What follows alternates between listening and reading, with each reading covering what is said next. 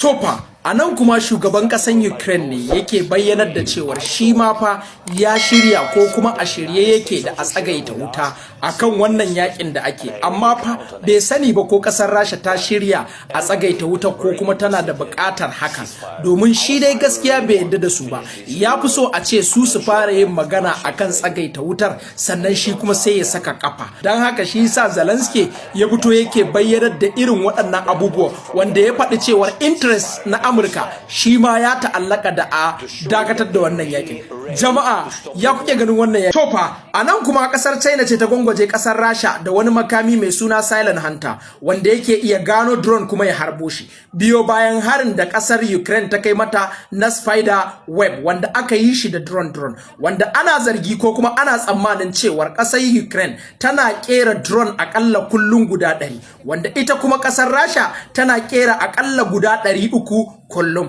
wanda kimanin yanzu kasar Rasha ta kera wajen guda miliyan 1, wanda Rashan ta kera ne da taimakon kasar China, wanda ita kanta kasar Ukraine ta faɗi cewar Rasha na samun taimako daga kasar China fiye da tunanin masu tunani, wanda wannan kuma biyo bayan irin alakar da suke yi da kasar China yasa kasar China ta bata wannan makami na silent hunter, kuma ana sa ran wannan makamin zai gano drone kuma zai harbo drone, kuma su kuma kasar Rashan za ta ci gaba da aika drone ɗinta kamar yadda ta saba. Jama'a menene ra'ayinku dangane da wannan?